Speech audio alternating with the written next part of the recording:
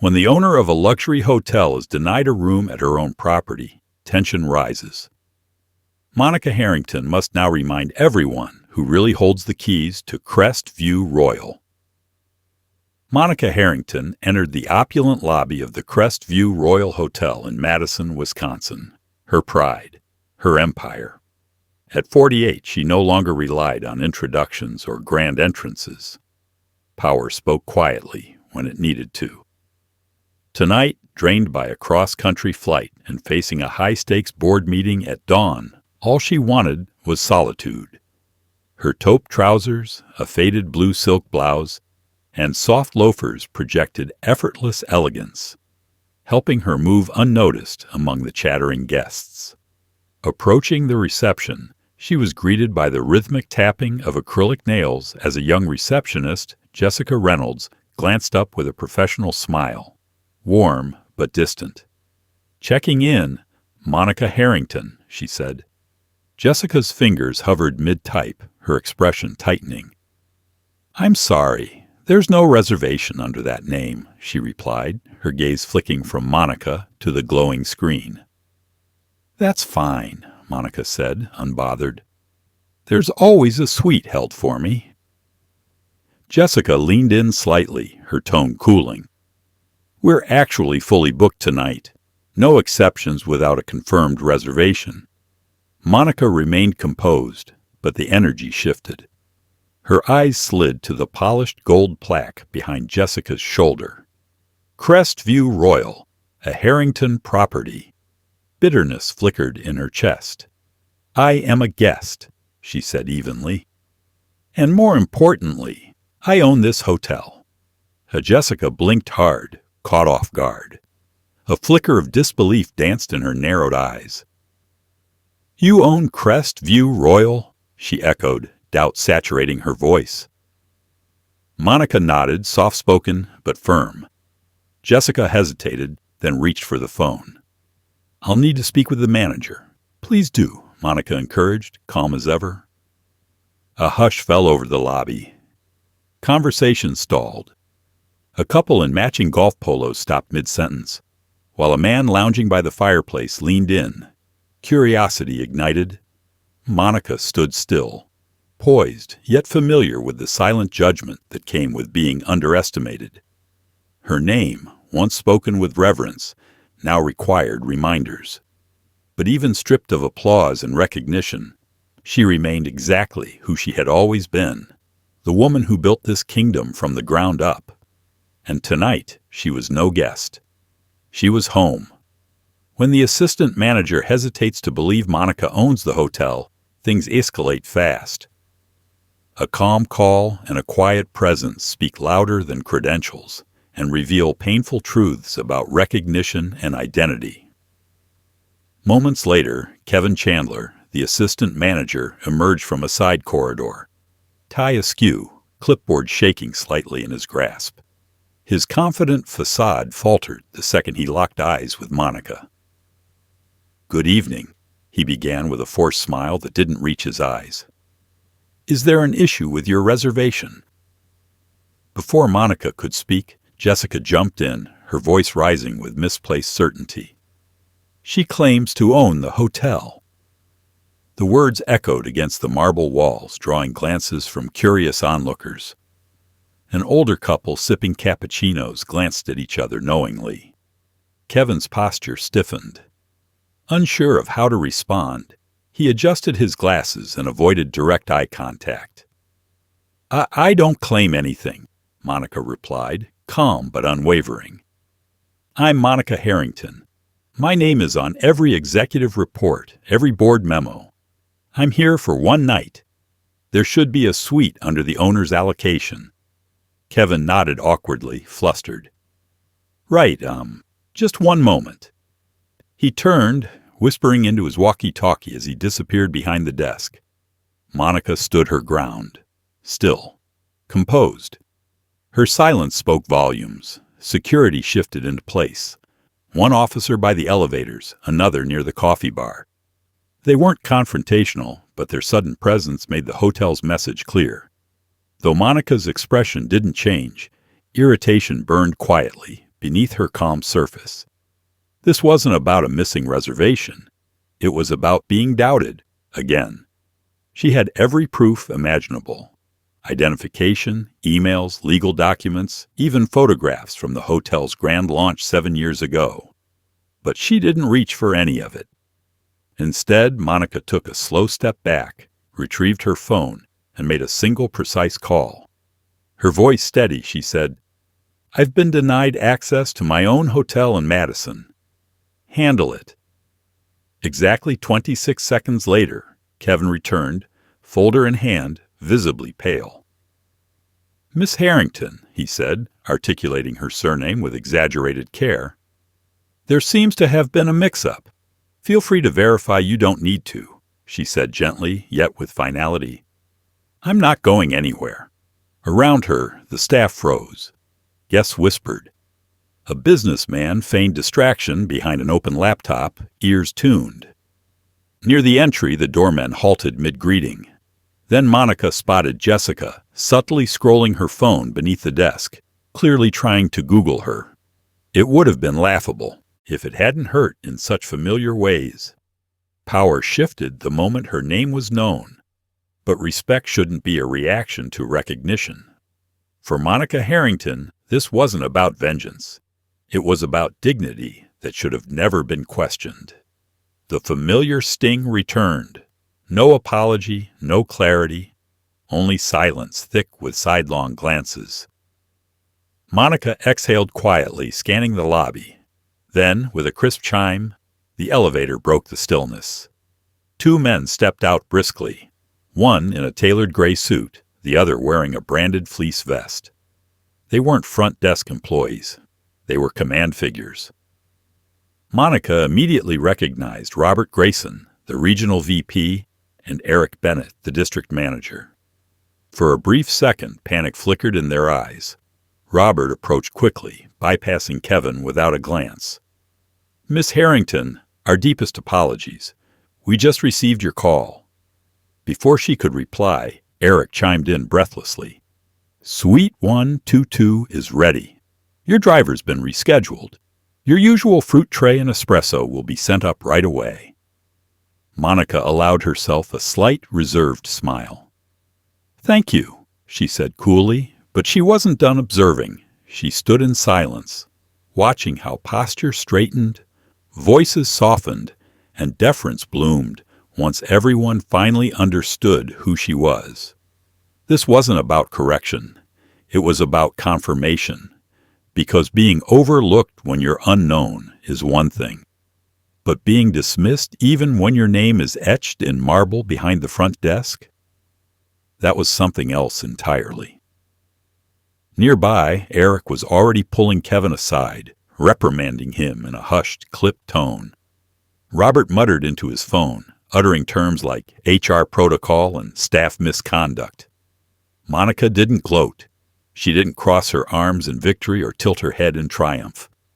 She simply walked back to the desk, measured, steady. Her heels echoed softly on tile as she placed her phone down. "I'll take the 12th floor suite," she said evenly. "Same setup. And please send someone up to confirm it's clean." Jessica opened her mouth but couldn't speak. Her confident rhythm had vanished, replaced by a nervous tapping of acrylic nails. Monica turned to Robert. "Am I checked in?" "Yes, ma'am," he said, flipping through paperwork. 2 keys. An incident report is being filed, and the rest a site-wide notice has gone out. Staff protocols are under review. Disciplinary action starts tonight." Her eyes landed briefly on Jessica. "You'll speak to her?" "Yes, ma'am," Robert replied, clearing his throat. "HR will be involved. I'll speak to her, too, after I've rested." Monica accepted her keycards and walked to the elevator. The lobby held its breath. Her suite smelled of lemon and eucalyptus. Everything was pristine. Fruit, espresso, a card marked MH. All perfect, all rushed. She wandered through the space slowly, not checking for dust, but for intention, for respect. This wasn't just any suite. This was her legacy. Years ago, at 33, She had pitched her dream in a bank boardroom where no one believed in her. They gave her a deal designed to break her, and she'd built an empire instead. Now, 2 decades later, she still had to prove she belonged inside walls that wouldn't exist without her. Her phone buzzed. A message from her assistant. Everything's in motion. Ready to issue a media statement when you are. One tweet, one quote, and the world would know. But this wasn't about headlines. It was about how often respect is confused with recognition. She sat at the edge of the bed, silent. The city hummed outside. A knock broke the stillness. "Room service," a voice called. A young man rolled in a fresh espresso, a written apology from the kitchen manager, and an offer. Complimentary massage service, should she want it. Respect isn't just policy, it's personal.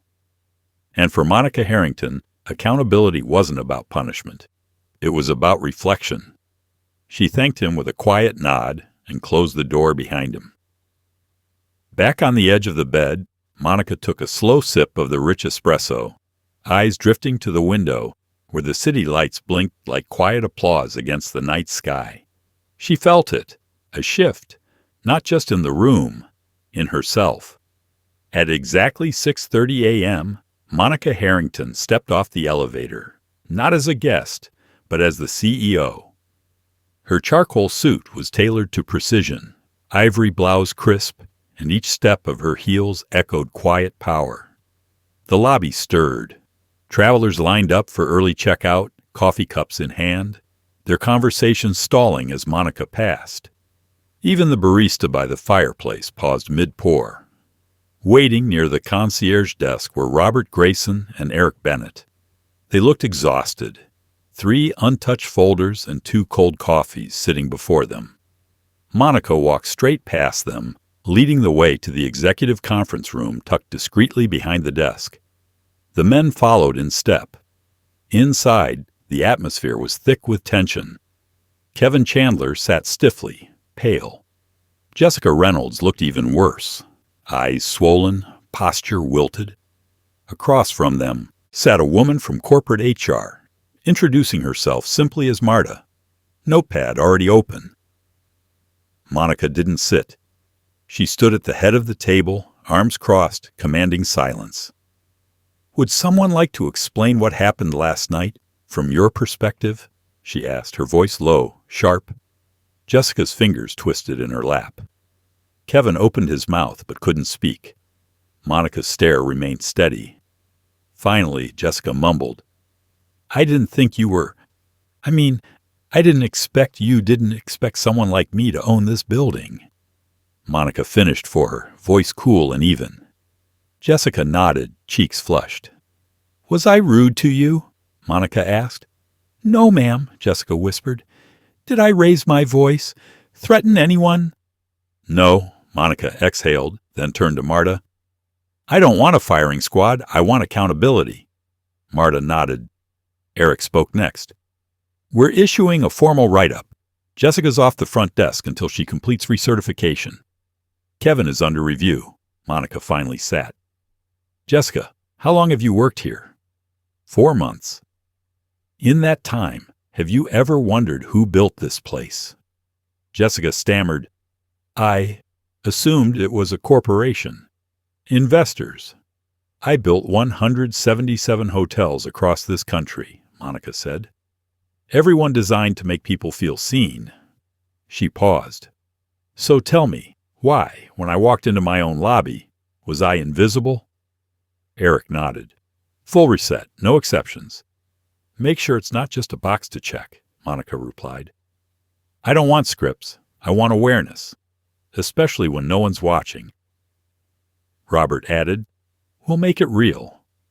Monica stood. The meeting was over, and as she exited, it felt like the very wall straightened around her. Staff shifted nervously. Some nodded. Some looked away. Monica didn't respond. She wasn't here for performance. She was here for change. But before she left, there was one last conversation she had to have. One that had nothing to do with policies or protocol. She waited until the lobby emptied, until the fake smiles and ringing phones faded. She waited for stillness. Then she found Jessica. The young woman sat alone in the break room, hunched over a narrow table, a half-eaten muffin forgotten beside her. She looked like she hadn't slept. Monica didn't send someone. She went herself. Jessica startled as she entered, nearly knocking over her drink. "Relax," Monica said gently, pulling out the chair across from her.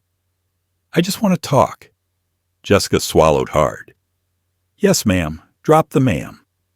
"This isn't a hearing." They sat in silence. The hum of the fridge filled the space. "Have you ever worked somewhere that made you feel small?" Monica finally asked. Jessica blinked. "Most of the time, honestly." "Tell me." Jessica hesitated, then sighed. "I worked at a diner off I-90, wore a paper hat, got yelled at, no tips. Most days I felt invisible." Monica leaned back. "So you know how that feels." Jessica nodded. "Then help me understand," Monica said, eyes steady. "How you looked me in the eye last night and decided I didn't belong." Jessica's throat tightened. "I don't know, I didn't mean to," Jessica said, voice barely holding steady. "When you walked in, I thought maybe you were lost, or waiting on someone. You didn't look like she stopped herself." "Didn't look like what?" Monica asked gently. Jessica's eyes brimmed. "Like someone who owns places like this. Like the kind of person who owns hotels." Monica didn't flinch. Her tone stayed calm. "And what does that kind of person look like?" Jessica opened her mouth, but nothing came out. Silence did the talking. Monica nodded slowly. "That's the problem. People carry this picture in their minds. Clean-cut, probably older, usually a man. Definitely not someone like me." She leaned in just a bit. "And that image?" "It doesn't just stay in your head, Jessica. It leaks into choices, into who you greet first, who you take seriously." "I'm sorry," Jessica whispered, her voice cracking. "I know it's not enough, but I really am." Monica's gaze softened, just slightly. "It's a start, but I didn't come here for an apology." She paused. "I came because I need you to see me, not just as your boss, not as a story people whisper about in training manuals, but as a person." Jessica looked up, eyes full of uncertainty.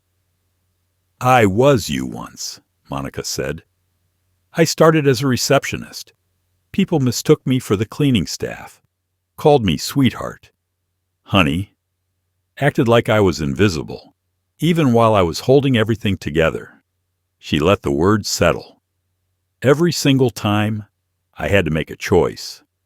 Do I fight it or let it go? And when I finally made it to the boardroom, I promised myself I'd build places where people like you could grow." Jessica blinked. "You really started at the front desk?" Monica offered a faint smile. "St. Paul, my first manager, said I sounded too educated for the phones. Moved me to night audit. That's where it started." Jessica let out a breathy laugh. "That's unreal. It shouldn't be," Monica replied. "It should be normal." She stood, calm but commanding. "I don't expect perfection. I expect awareness. Every guest deserves dignity, no matter what they wear, how they talk, or when they arrive. Start there, and you won't have to fix nights like last night ever again." Jessica rose too, voice trembling. "Thank you for talking to me." Monica nodded once, then walked away. Jessica stood there, still young, still learning, but already changed. Back in the operations office, personnel files sat stacked, each flagged for review. Monica moved through them with clarity, not anger. "I'm not here to punish," she said aloud. "I'm here to prevent patterns from repeating." Eric looked up. "We're revising the interview process for front desk hires, adding empathy testing, bias evaluation, real screening, not just a resume shuffle." "Good," Monica said, tapping her pen. "And put me on rotation. Starting next quarter, I'll visit properties anonymously." Robert raised a brow. Like a secret shopper. Not secret, Monica corrected. Anonymous. Until I'm not. A slow grin spread across Eric's face. That'll make people nervous? Exactly, Monica said, gathering the files. Let them sit in it. This job doesn't come with warnings. She tucked the reports into her leather folder. I want the new training live by Friday. No corporate fluff. Real guest stories. Real words. Human ones. Done. Robert nodded. Monica exited the office and made her way back through the lobby. At the front desk, a new agent stood, posture confident, smile sincere. No assumptions, no hesitation, just respect. Monica returned the nod. Around her, guests wheeled luggage. Coffee cups clinked. Everything looked ordinary, but she felt it. A shift, not in the decor, not in the signage, in the people. And that's how real change begins. Not with press releases or headlines, but with quiet corrections, and the people brave enough to make them. Change, she knew, only mattered if it repeated, until it stuck. The elevator carried her back to the 12th floor. When the doors opened, her steps were silent on the plush carpet, heels barely making a sound. The air held the crisp scent of fresh linens and lemon. Clean, composed, orderly. Her suite door stood slightly ajar. Housekeeping must have just finished. Inside, everything was in its place. Her bag zipped and ready, laptop on the desk, charger wrapped tight. A scene of intentional order. Except one thing. A folded piece of notepad paper sat on the nightstand. No envelope, no letterhead, just simple, careful handwriting. Miss Harrington. Thank you for your grace. I'll be better. Jessica Monica held the note a moment, then folded it gently and slid it into her purse. No need for anything fancier. This wasn't a performance. It was a promise. One that meant more than any corporate apology ever could. Downstairs, the same doorman from the night before opened the car door with ease. Safe travels, Miss Harrington, he said, warmth in his voice. We hope to see you again soon. Monica met his eyes, her smile faint but sure. You will. As the black car pulled away from the curb, she didn't look back. She didn't need to. What she left behind wasn't a forgotten item or unchecked box.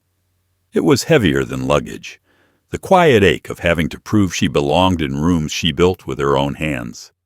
She left that there, on purpose, and in its place, she carried something lighter. Understanding, discomfort, maybe even growth. For them, yes, but also a little for herself. The ride to D.N.E. County Regional Airport was silent. No radio, no small talk. Just the soft hum of tires and the quiet rhythm of her thoughts. In one hand, her leather purse. In the other, the folded note. She didn't need to reread it. Its meaning was already stitched into her memory. Outside the window, the familiar rolled by. Aging brick storefronts, rusted gas stations, faded bakery signs. Not the kind of place she expected to be this week, but maybe the kind of place she was meant to be. Not for business, not for numbers, for the conversation, for the shift. She wasn't angry anymore. She was just tired. Tired of being misjudged. Tired of explaining what should be obvious. Tired of having to say, yes, this is mine. I built it. I belong here. But bitterness never lived in Monica. She carried memory. And memory used right wasn't a weight.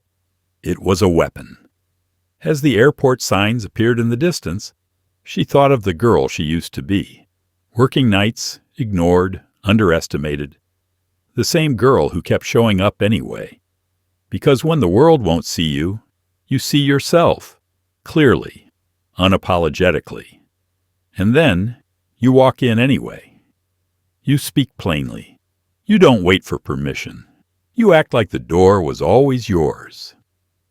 When the car stopped at the curb, Monica stepped out, grabbed her bag, and nodded once at the driver. No fanfare, No farewell. Her work here was done. Inside the terminal, the world moved on. People clutching coffee, gate changes blaring overhead, roller bags trailing behind like shadows. But something had shifted, even if they didn't know it yet. Monica moved through the terminal almost unnoticed, just another face in the current of travelers. But inside, something had finally stilled. What began as a moment designed to diminish her had become something else entirely. A mirror. One she had turned gently but deliberately toward everyone who needed to look. Not at her, but at themselves. That's the thing about mirrors. They don't lie. They reveal. She hoped Jessica would grow from it. She hoped Kevin had learned. She hoped Eric Bennett and Robert Grayson would hold to their promises. So no guest, especially not one who looked like her, would ever be made to feel like a stranger in a place built to welcome. But even if they didn't, Monica would still be standing. She always had been. Because dignity, real dignity, isn't something people hand you. It's something you choose, something you protect, something you refuse to let go of, no matter how often the world tries to take it. And for anyone watching, for anyone who's ever been ignored, sidelined, questioned, or looked at like they didn't belong, Monica Harrington had one last truth to leave behind. You don't have to shout to be heard. You don't have to shrink to make others comfortable. You just have to know who you are and walk like it. Every single time, let them sit with their assumptions. Let them wrestle with the moment they missed it. And when they finally see you, really see you, make sure it's a moment they never forget. At the security line, Monica paused once, glancing around the terminal. Life buzzed around her, calls for boarding, the clink of coffee cups, the steady rush of travelers. And yet, she stood still. Anchored. She didn't need their validation. Not anymore. She belonged in every room she entered, whether they liked it or not. As the sun crested over the horizon beyond the glass, Monica felt something unfasten inside her. Not because the world had suddenly changed, but because she had reminded herself she never needed the world's permission to begin with. If this story stirred something in you, pause, reflect, share it. This wasn't just about a hotel or a confrontation. It was about perception, power, and the quiet strength of knowing your worth in a world that still measures people by the wrong things. Too often, society assumes success looks a certain way: white, male, middle-aged, tailored suits, and polished shoes. So when someone like Monica, black, female, 40s, alone, walks in with quiet command, people don't see power. They see a disruption, and that's where the harm begins. But Monica didn't push back with outrage or spectacle. She held her place with calm, clarity, and undeniable presence, until the room had no choice but to adjust. That's leadership. That's the power of awareness, and that's how real change begins, not in headlines, but in human moments. For anyone who's ever been doubted or dismissed, remember this. You don't have to explain yourself. You don't have to prove you're right to be in the room. You just walk in, like the door was always yours, because it is. And the moment they see that, they'll never forget it.